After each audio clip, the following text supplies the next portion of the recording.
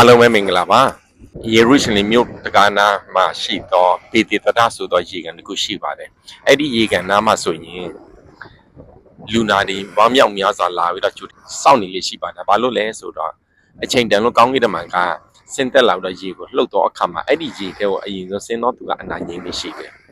အဲ့ဒီရေကန်ဘေးနားမှာနှစ်ပေါင်း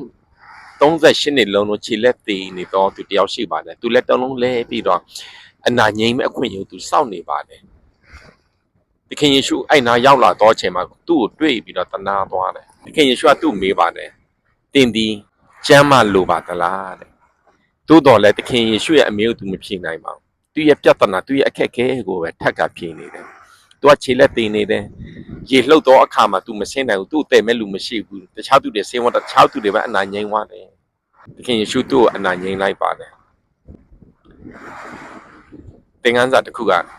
သခင်ယေရှုကဘာလို့မေးနေတာလဲအနာငြိမ်းစရာရှိတာချက်ချင်းငြိမ်းလိုက်တာမဟုတ်ဘူးပထမအဖြစ်တစ်ခုကတော့ကျွန်တော်တို့ကလိုချင်တဲ့ဝန်ခံမှပဲသူပေးလို့ရပါတယ်နောက်ထပ်သင်ခန်းစာတစ်ခုအနေနဲ့ကတော့အသက်တာမှာ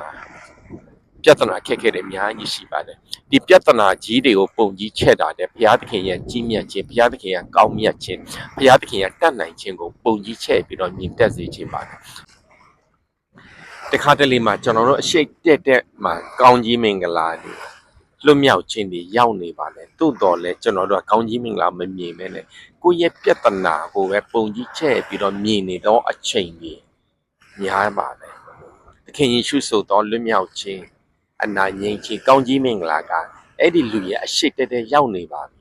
ပြဿနာကိုပဲပုံကြီးချက်နေတော့အချိန်မှာ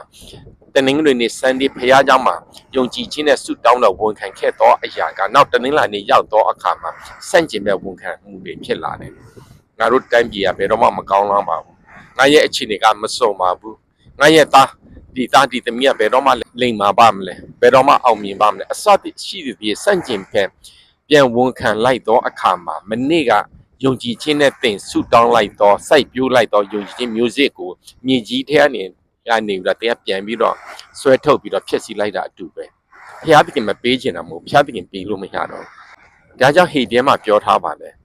ငါတို့ဝန်ခံခဲ့ပြီးတော့အရာနိုင်တည်ကြည်ကြကုန်ကျွန်တော်ဝန်ခံတယ်ဘာဝန်ခံလဲအောင်မြင်ခြင်းကျမ်းမာခြင်းဝန်ခံရမယ်နောက်တစ်နေ့မှာကျွန်တော်ရဲ့အနာယောဂါတွေ focus မလုပ်နဲ့မကောင်းသော negative စန့်ကျင်ဘက်ဟာတွေကိုပါဇက်ကနည်းနည်းမှမထွက်မိပါစေနဲ့တင်းရဲ့နှုတ်မှာညစ်ညူးသောစကားတစ်ခုခုများမထွက်စေနဲ့နောက်ထပ်ကျမ်းပိုင်းတစ်ခုဖြေခွန်အားပေးလို့ချင်တာက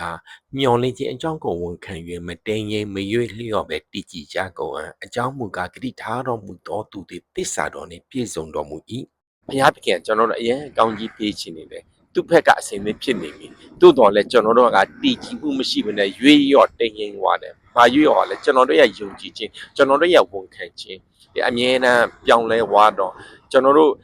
ယုံကြည်ခြင်းမျိုးစေ့နဲ့ဝန်ခံခဲ့တော့အရာကတခါမှအပင်ပေါက်ဖို့အခွင့်အရေးမရဘူး style လိုက်နောက်နေ့ကျမှအခြေအနေပေါ်မူတည်တော့တခါပြန်ပြီးတော့ဖြည့်ဆည်းလိုက်လို့ဖြစ်တယ်တင်းရဲ့အခြေအနေတင်းရဲ့ကေပီတင်းရဲ့ဘန်ထဲမှာပတ်စံဘလောက်ပဲရှိစီဆရာဝန်စီးလက်မကဘလို့ပဲညွှန်းညွှန်းဖျားသခင်ရဲ့ဂတိတော်ကိုဆွဲလာမယ်ဖျားသခင်ရဲ့ဂတိတော်ကိုအမြဲတမ်းဝန်ခံမယ်ဆိုရင်တော့